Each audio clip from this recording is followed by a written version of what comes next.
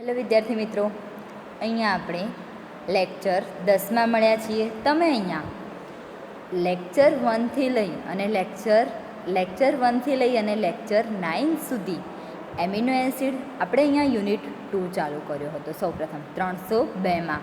તો કે amino acid અને પેપ્ટાઇડ્સ. અહીંયા મેં તમને સૌપ્રથમ એમિનો એસિડ વિશેની માહિતી માટે વાત કરી હતી.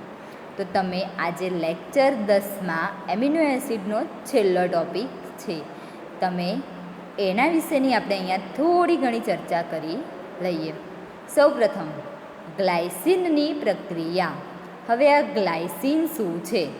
તો તમે એમિનો એસિડના પ્રકાર પાડ્યા હતા, જેમ કે એના વર્ગીકરણ એટલે કે એની બેઝિકતાના આધારે તમે તટસ્થ amino acid, acidic amino acid અને બેઝિક એમિનો એસિડ. તો અહીંયા સૌપ્રથમ આપણે કે તટસ્થ એમિનો એસિડમાં આર જે આખી આલ્કેન શ્રેણી છે એની જોડે હાઇડ્રોજન એટલે કે એક કાર્બન તો હોય જ છે એમિનો એસિડમાં, તો એની જોડે જે સંયોજકતા ખૂટતી હોય ત્યાં હાઇડ્રોજન હોય, અથવા તો CH2, CH3, ફિનાઇલ જેવી જુદી જુદી રચનાઓથી જોડાયેલા હોય, એટલે કે methane, ethane, propane, benzene ring, naphthalene, anthracenes એવા બંધારણોથી જોડાયેલા હોય તો આપણે એમિનો એસિડના નામ શું આપ્યા? જુદા જુદા નામ આપ્યા હતા. તટસ્થ તો કે એક NH2 ક્રિયાશીલ સમૂહ એમાઇન અને એક COOH એટલે કે કાર્બોક્સિલિક ક્રિયાશીલ સમૂહ હાજર હોય છે. હવે અહીંયા તમારે કે ગ્લાયસિનની પ્રક્રિયા લેક્ચર 10માં ભણવાનું છે. તો કે આ ગ્લાયસિન એક એમિનો એસિડનું ઉદાહરણ છે. જેમ કે આપણે 23 પ્રકારના એમિનો એસિડ કીધા, એ જુદા જુદા એ 23 પ્રકારના એમિનોને જુદા જુદા એમિનો એસિડ સાથે પ્રક્રિયા કરીએ તો આપણને અસંખ્ય જુદા જુદા એમિનો એસિડ મળી શકે. તો અહીંયા સૌપ્રથમ આપણે ગ્લાયસિનની પ્રક્રિયા જોઈશું. અહીંયા આપણે એક જ ઉદાહરણની પ્રક્રિયા આપી છે. જે રીતે ગ્લાયસિનમાં પ્રક્રિયા થાય એ જ રીતે alanine, lysine, aspartic acid, glutamic acid, acidic, basic કે પછી તટસ્થ એમિનો એસિડ સાથે પ્રક્રિયા આપશે. તો નેક્સ્ટ અહીંયા હું તમને સૌપ્રથમ ગ્લાયસિનની પ્રક્રિયા કહી દઉં. એની પહેલાં ગ્લાયસિનની પ્રક્રિયા સમજતા પહેલાં તમે આના 5-6 લેક્ચરમાં આપણે શું કર્યું હતું કે એમિનો એસિડની પ્રક્રિયાઓ, રાસાયણિક પ્રક્રિયાઓ આપણે ચાલુ કરી હતી. એમિનો એસિડની રાસાયણિક પ્રક્રિયાઓ, તો એમાં તમે એમિનો એસિડને જલીય NaOH સાથે, જલીય HCl સાથે, HNO2 સાથે, બેન્ઝાઇલ ક્લોરાઇડ સાથે આવી જુદી જુદી પ્રક્રિયાઓ આપી હતી. અહીંયા પણ તમારે ગ્લાયસિનની પ્રક્રિયામાં એની એ જ પ્રક્રિયાઓ સમજવાની છે કે જ્યારે કોઈ બેઝ સાથે પ્રક્રિયા કરવામાં આવે. આપણે એના ભૌતિક ગુણધર્મમાં જોયું હતું કે એમિનો એસિડને એસિડ અને બેઝ સાથે પ્રક્રિયા કરી અને આપણે એના એસિડિક કે બેઝિક ક્ષાર મેળવી શકાય છે. તો અહીંયા પણ તમને એવી જુદી જુદી ટોટલ 6-7 પ્રક્રિયાઓ સમજવાની છે, પરંતુ એમિનો એસિડની જગ્યાએ પ્રક્રિયા એની એ જ છે, માં કોઈ તફાવત નથી. ફક્ત એમિનો એસિડની જગ્યાએ અહીંયા મેં શેનો ઉપયોગ કરી દીધો? ગ્લાયસિનનો. હવે આને શા માટે ગ્લાયસિન કહેવામાં આવે કે શા માટે ગ્લાયસિન, એનું નામ કેમ ગ્લાયસિન આપ્યું? તો જુઓ કે એમિનો એસિડમાં 2 ક્રિયાશીલ સમૂહો હોય. એમિનો એસિડમાં કેટલા ક્રિયાશીલ સમૂહ હોય? 2 ક્રિયાશીલ સમૂહ હોય. તો સૌપ્રથમ આપણે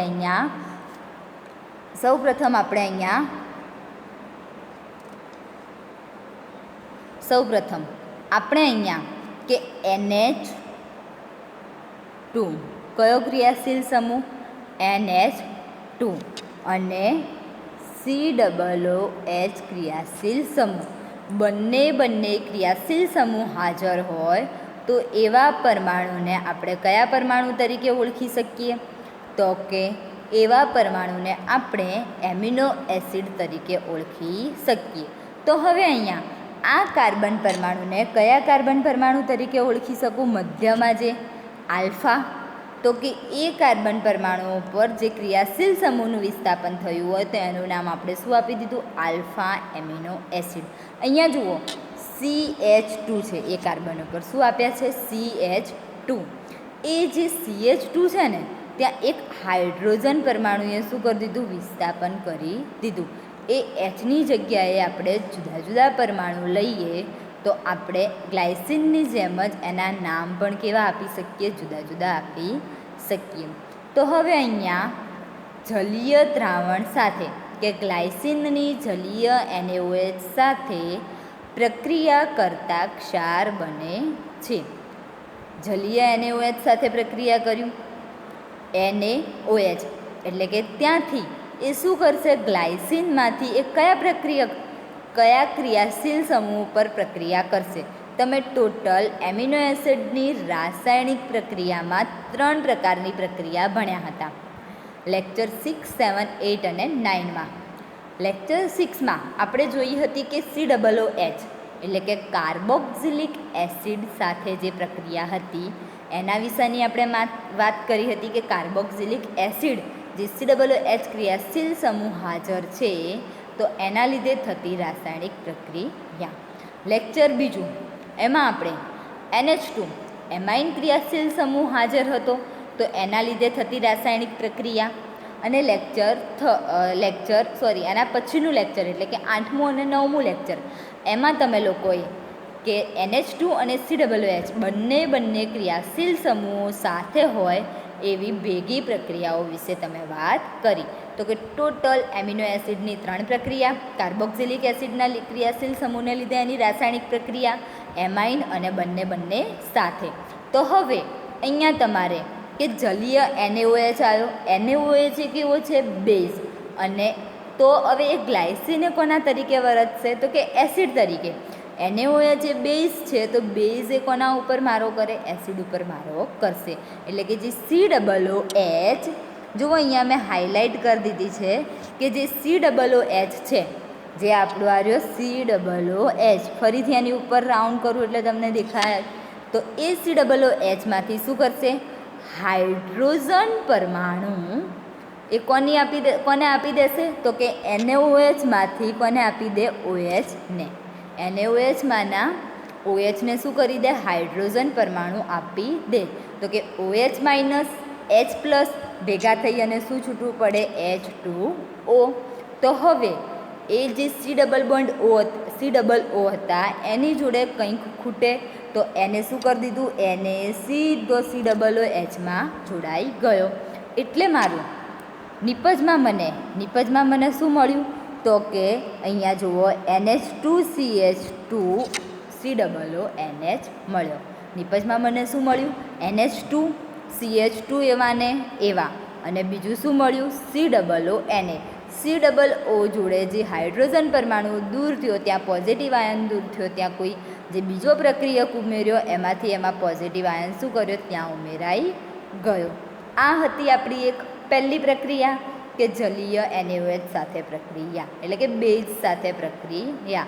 તો આપણને જે ક્ષાર મળ્યો એ કેવા ક્ષાર મળ્યા? બેઝના ક્ષાર મળ્યા. હવે નેક્સ્ટ આપણે કાર્બોક્સિલિક એસિડ ક્રિયાશીલ સમૂહમાં જે પ્રક્રિયા થાય એની એ જ પ્રક્રિયા છે. ત્યાં મેં એમિનો એસિડ લીધા હતા, અહીંયા મેં શું લઈ લીધું? ગ્લાયસિન. કેમ કે મારે દરેકમાં ગ્લાયસિનની પ્રક્રિયા સમજાવવાની છે. નેક્સ્ટ હવે અહીંયા કે ગ્લાયસિનની જલીય HCl સાથે પ્રક્રિયા કરતાં શું બને? ક્ષાર બને. તો પેલામાં શું આવ્યું? પહેલી સ્લાઇડમાં બેઝ આવ્યો તો એને કોના ઉપર મારો કર્યો? એસિડ ઉપર મારો કર્યો. તો હવે અહીંયા શું આવ્યું? એસિડ હાજર છે. ગ્લાયસિન એ તો કેવો છે? તટસ્થ. જો તમે એસિડ સાથે પ્રક્રિયા કરાવો તો તો એ બેઝ બની જાય અને જો તમે બેઝ સાથે પ્રક્રિયા કરાવો તો એ કેવો બની જાય? એસિડિક બની જાય છે. તો હવે અહીંયા એના ક્ષાર આપણને જે મળે તો એસિડિક ક્ષાર મળે. આ પ્રક્રિયા આપણે NH2 ક્રિયાશીલ સમૂહની રાસાયણિક પ્રક્રિયામાં પહેલા જ નંબરની પ્રક્રિયા જોઈ હતી કે જલીય HCl સાથેની પ્રક્રિયા. તો જુઓ અહીંયા એનું એ જ કે તમને NH2 અને COOH બંને ક્રિયાશીલ સમૂહ આપી દીધા, એટલે કે એ શું બની ગયો? ગ્લાયસિન બની ગયો. આ વચ્ચેવાળા કાર્બનને આપણે આલ્ફા કાર્બન તરીકે ઓળખીએ. કેવા કાર્બન તરીકે? આલ્ફા કાર્બન તરીકે ઓળખી શકાય. હવે એના સાથે કોણ પ્રક્રિયા કરે? તો કે એસિડ આપણે નાખવાનો છે, જલીય HCl. HClનું દ્રાવણ નાખીશું ત્યારે એ સીધો કોની ઉપર મારો કરશે? તો કે HCl એ NH2 સાથે, HCl એ કોની સાથે મારો કરશે? NH2 સાથે જોડાશે.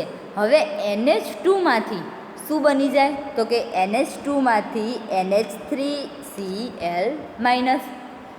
નાઇટ્રોજન જોડે 3 જ સંયોજકતા હોય, એટલે કે NH3 અને એ પાછો બીજા કોઈ સાથે બંધ બનાવેલો છે, એટલે એ કોના તરીકે વર્તે? NH3 plus Cl minus. અહીંયા આપણે એસિડિક ક્ષાર મેળવ્યા. જેમ કે આ કયા પ્રક્રિયક ઉપર અને કયા ક્રિયાશીલ સમૂહ ઉપર પ્રક્રિયા કરી? તો કે બેઝ ક્રિયાશીલ સમૂહ એટલે કે એમાઇન ક્રિયાશીલ સમૂહ સાથે પ્રક્રિયા કરી અને મને શું આપ્યું? એની પણ એક એસિડિક ક્ષાર આપ્યો. એમાઇન એ બેઝ તરીકે વર્તે. જે દ્રાવણ લીધું મેં એસિડિક લીધું હતું, તો કે એના સાથે પ્રક્રિયા કરી અને મને એક કેવો ક્ષાર આપ્યો? બેઝનો ક્ષાર આપ્યો. હવે અહીંયા આપણે નેક્સ્ટ બીજી એક પ્રક્રિયા જોઈએ. એમાં શું થાય છે? તો કે એ પ્રક્રિયામાં ગ્લાયસિનની બેન્ઝોઇલ ક્લોરાઇડ સાથે બેન્ઝોઇલ ક્લોરાઇડ બેન્ઝીન તો છે જ, એમાં ક્લોરાઇડ એટલે કે ક્લોરીન પરમાણુ, પણ બેન્ઝોઇલ એટલે કે બેન્ઝીન રિંગ ઉપર જો અહીંયા લખ્યું છે બેન્ઝોઇક ક્લોરાઇડ અથવા તો બેન્ઝોઇલ ક્લોરાઇડ એટલે કે બેન્ઝોઇક ક્લોરાઇડ C6H5COCl લો. હવે અહીંયા સૌપ્રથમ આપણે એમિનો એસિડની જે રાસાયણિક પ્રક્રિયાઓ ભણ્યા હતા એમાં કોના સાથે? NH2 સાથે એટલે કે એમાઇન સાથે પ્રક્રિયા કરવામાં આવે તો બેન્ઝાઇલ ક્લોરાઇડમાંથી બેન્ઝોઇલેશન અને એસિડિલેશન, આપણે 2 પ્રકારની પ્રક્રિયાઓ કરી હતી. ત્યાં એસિડિક એનહાઇડ્રાઇડ સાથે પ્રક્રિયા કરાઈ અને એસિડિલેશન કરાવી દીધું હતું, અને બેન્ઝોઇક ક્લોરાઇડ સાથે પ્રક્રિયા કરાઈ અને એનું બેન્ઝોઇલેશન કર્યું હતું. એટલે કે ત્યાંથી જે ક્લોરીન પરમાણુ છે એ ક્લોરીન પરમાણુ શું થઈ જશે? દૂર થઈ જશે, અને C6H5CO એની ઉપર બેન્ઝીન રિંગ શું કરશે? એની ઉપર એમિનો એસિડ જોડાઈ જશે. પરંતુ અહીંયા કોની સાથે પ્રક્રિયા કરાવવાની છે? તો કે જલીય NaOH સાથે પ્રક્રિયા કરતાં બેન્ઝોઇલેશન બને છે. હવે અહીંયા આપણે પ્રક્રિયા જોઈ લઈએ કે ગ્લાયસિનની બેન્ઝોઇક અથવા તો બેન્ઝાઇલ ક્લોરાઇડ સાથે કોની હાજરીમાં? જલીય NaOHની હાજરીમાં પ્રક્રિયા કરતાં બેન્ઝોઇલેશન મળે છે. તો હવે અહીંયા આપણે પ્રક્રિયા સેજ સમજી લઈએ કે ગ્લાયસિનની બેન્ઝોઇક ક્લોરાઇડ સાથે પ્રક્રિયા કરતાં જુઓ અહીંયા NH2 અને COOH ક્રિયાશીલ સમૂહ હાજર અને CH2 એટલે કે એનું નામ ગ્લાયસિન આપી દીધું. હવે એને કોના સાથે પ્રક્રિયા કરાવવાની છે? તો કે એને કોના સાથે મારે પ્રક્રિયા કરાવવાની? બેન્ઝાઇલ ક્લોરાઇડ સાથેની પ્રક્રિયા. બેન્ઝાઇલ ક્લોરાઇડ સાથે હું પ્રક્રિયા કરાવીશ ત્યારે કોની હાજરીમાં? તો કે જલીય NaOHની હાજરીમાં પ્રક્રિયા થશે. હવે NaOHની હાજરીમાં પ્રક્રિયા થાય એટલા માટે એ શું કરે કે જે બેન્ઝાઇલ ક્લોરાઇડમાં જે Cl હાજર છે એ શેમાં રૂપાંતર થઈ જાય? NaClમાં. એ શેમાં રૂપાંતર થઈ જાય? NaClમાં. પછી આ આખું C6H5CO એ કોની સાથે જોડાઈ જાય? તો કે એમાઇન ક્રિયાશીલ સમૂહ સાથે. હવે એની જોડે એ જોડાય તો ત્યાંથી એક હાઇડ્રોજન પરમાણુ અને અહીંયાથી OH NaOHનો એક OH વધ્યો, એમાંથી બંનેમાંથી શું છૂટું પડી ગયું મને H2O, અને મળી ગયું શું બેન્ઝીન ઉપર બેન્ઝોઇલેશન એટલે કે બેન્ઝીન ઉપર ગ્લાયસિનના અણુનું શું થઈ ગયું વિસ્થાપન થઈ ગયું. C6H5CONH CH2COOH એ આપણને શેમાં જોવા મળ્યું બેન્ઝોઇલેશન તરીકે જોવા મળ્યું. આ હતી આપણી એક કે એમિનો એસિડમાં જે NH2 ક્રિયાશીલ સમૂહ હાજર છે એ NH2 ક્રિયાશીલ સમૂહ દ્વારા આપણને એક રાસાયણિક પ્રક્રિયામાં જે એમાઇન ક્રિયાશીલ સમૂહ પર જે થતી હતી પ્રક્રિયા એની પ્રક્રિયાનું આપણને એક ઉદાહરણ આપી દીધું. ત્યાં મેં એમિનો એસિડ લીધો હતો, અહીંયા એના ઉદાહરણમાં ગ્લાયસિન લીધું છે. હવે નેક્સ્ટ એના પછીની ચોથી પ્રક્રિયા કે ગ્લાયસિનની એસિડિક એનહાઇડ્રાઇડ સાથે. આના પહેલાંની જે પ્રક્રિયા લીધી હતી એની એ જ પ્રક્રિયા બંને આપણે ત્યાં બે પ્રક્રિયાઓ જુદી જુદી લઈ અને ભણ્યા હતા કે એસિડિક એનહાઇડ્રાઇડ સાથે પ્રક્રિયા કરતાં એસિડિલેશન બને છે. પણ કોના એસિડિલેશન તો કે ગ્લાયસિનના એસિડિલેશન. હવે ગ્લાયસિન તો તમને ખ્યાલ જ છે NH2COOH એટલે કે એને શું કહી દેવામાં આવે ગ્લાયસિન. હવે કોની સાથે પ્રક્રિયા કરાવવાની છે મારે એનહાઇડ્રાઇડ. તો જુઓ અહીંયા એનહાઇડ્રાઇડ માટે ઉદાહરણ કે CH3 bond C double bond CH3 એ કોના જોડે જોડાયેલું C ડબલ બોન્ડ એમની બંને વચ્ચે એક ઓક્સિજન કેવો હશે પુલરૂપી, અને ફરી પાછો આ કેવો એ CH3C ડબલ બોન્ડ O. તો આની જગ્યાએ તમને બુકમાં શું આપ્યું હશે કે CH3CO ટ્વાઇસ 2O, પણ મેં તમને જે આ આપી દીધું એનું શું આપી દીધું સ્ટ્રક્ચર આપી દીધું છે. તમને બુકમાં CH3CO ટ્વાઇસ 2 એટલે કે એના બે અણુઓ 1 અને 2 અને બીજી બાજુ શું કોની સાથે જોડાયેલા તો કે ઓક્સિજન સાથે, આ ઓક્સિજન સાથે જોડાયેલા છે. આ આપણું સ્ટ્રક્ચર એનહાઇડ્રાઇડનું સ્ટ્રક્ચર થઈ ગયું. શેનું સ્ટ્રક્ચર થઈ ગયું એનહાઇડ્રાઇડનું. હવે મારે અહીંયા એનહાઇડ્રાઇડ કોની સાથે પ્રક્રિયા કરશે તો કે ગ્લાયસિનની એસિડિક એનહાઇડ્રાઇડ સાથેની પ્રક્રિયા.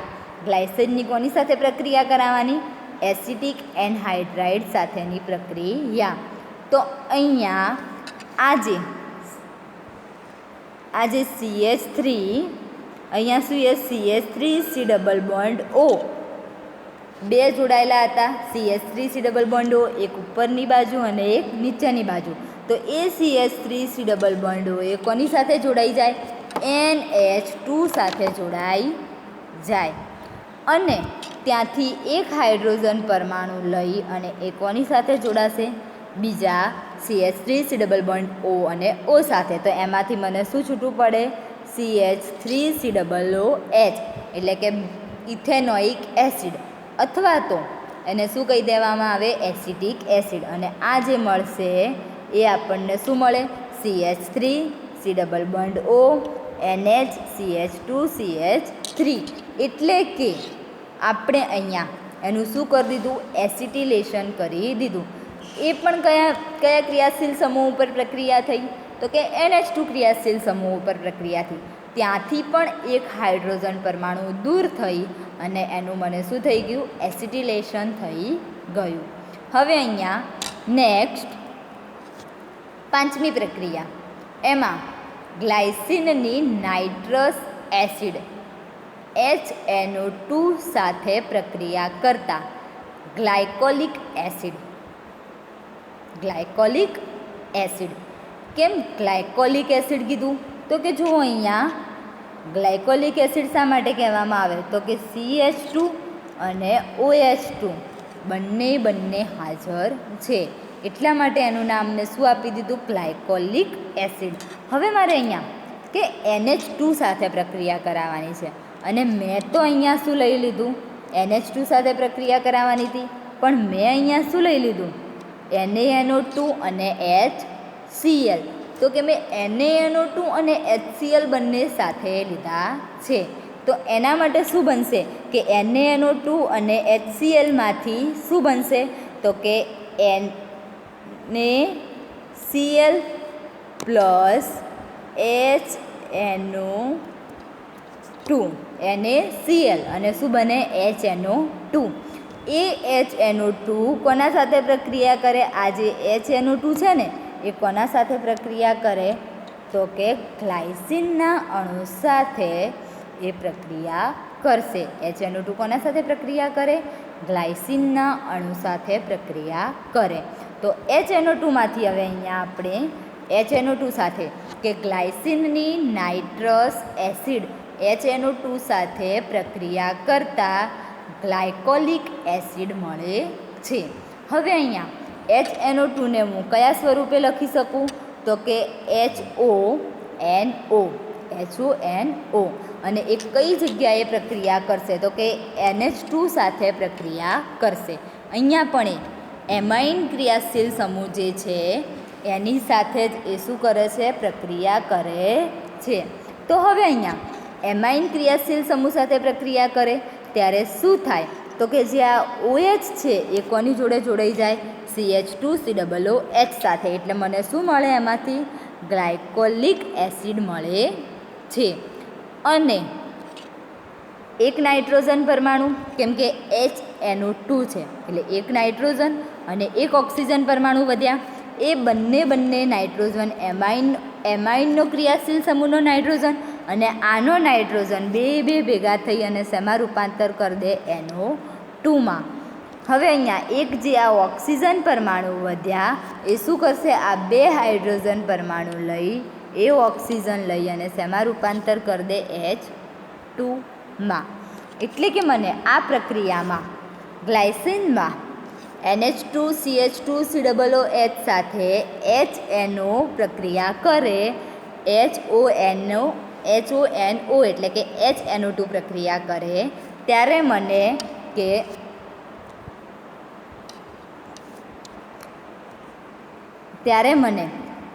HONO પ્રક્રિયા કરે ત્યારે મને એક પાણીનો અણુ H2O દૂર થાય, એક NH2 દૂર થાય અને બીજું શું મળે, ગ્લાયકોલિક એસિડ. એટલે કે OH અને COOH બંને ક્રિયાશીલ સમૂહો હાજર હોય એવો શું મળી ગયો, એક એસિડ મળી ગયો.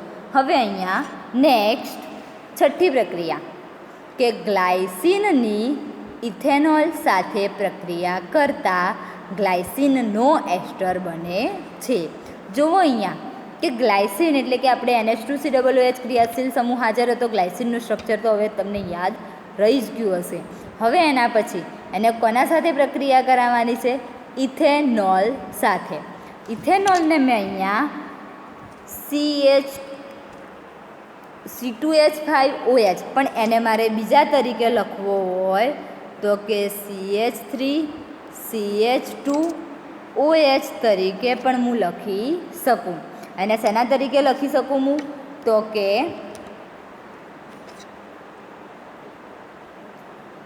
CH3CH2OH એને આપણે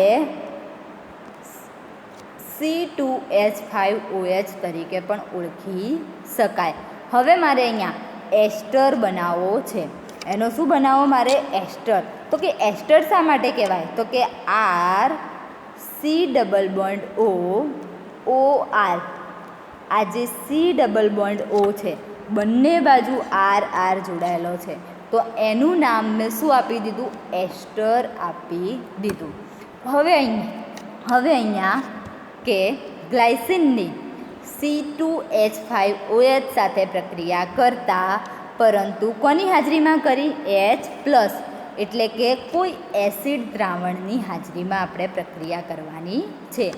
H+ એક ઉદ્દીપક તરીકેનું કામ કરે છે. તો અહીંયા એ કયા ક્રિયાશીલ સમૂહ ઉપર પ્રક્રિયા કરશે, તો કે એસિડિક ક્રિયાશીલ સમૂહ ઉપર. આ કઈ પ્રક્રિયા? કાર્બોક્સિલિક ક્રિયાશીલ સમૂહ સાથેની રાસાયણિક પ્રક્રિયા. ત્યાંથી OH ઇથેનોલમાંથી શું છૂટું પડે? OH. અને અહીંયાથી શું છૂટું પડે? હાઇડ્રોજન. ત્યારે આ C2H5 એ કોની જોડે જોડાઈ જાય? C ડબલ બોન્ડ જોડે. તો આખું આ સ્ટ્રક્ચર મળી જાય મને. NH2CH2 COO C2H5. હવે અહીંયા આને પણ હું શું કહી દઉં? R. આ જે C2H5 છે એને પણ હું શું કહી દઉં? R. R એટલે કે alkane. Methane, ethane, propane, butane, hexane જેવા પરમાણુઓ જોડાયેલા હોય અને મધ્યમાં શું જોડાયેલું છે? COO. એટલે કે એ જે COO ક્રિયાશીલ સમૂહ જોડે બંને બાજુ RR જોડાયેલા હોય તો એને શું કહેવામાં આવે? એસ્ટર કહેવામાં આવે. અને ત્યાંથી એને એક H+ ને OH- છૂટો પાડ્યો એટલે કે પાણીનો અણુ દૂર કર્યો. હવે અહીંયા નેક્સ્ટ છેલ્લી સ્લાઇડ, છેલ્લો ટોપિક, આ એમિનો એસિડના ચેપ્ટરનો છેલ્લો પોઈન્ટ કે ગ્લાયસિનની કાર્બોબેન્ઝોક્સી ક્લોરાઇડ સાથે કાર્બો એટલે કે CO, બેન્ઝોક્સી ઓક્સી પ્રત્યે લાગે ત્યાં શું જોડાયેલું છે? ઓક્સિજન. અને ક્લોરાઇડ બેન્ઝોક્સી, જુઓ અહીંયા કે આમાં શું જોડાયેલું હશે? તો કે સૌપ્રથમ એક બેન્ઝો એટલે કે બેન્ઝીન કાર્બોબેન્ઝોક્સી એટલે કે બેન્ઝીન ઉપર જે CH2 ક્રિયાશીલ સમૂહ જોડાયેલું એની સાથે ઓક્સિજન. કાર્બો એટલે કે CO, બેન્ઝોક્સી એટલે કે એની ઉપર ઓક્સિજન, એની જોડે CO કાર્બો અને ક્લોરાઇડ ક્રિયાશીલ સમૂહ જોડાયેલો છે. તો અહીંયા તમારે શું કીધું? એ કે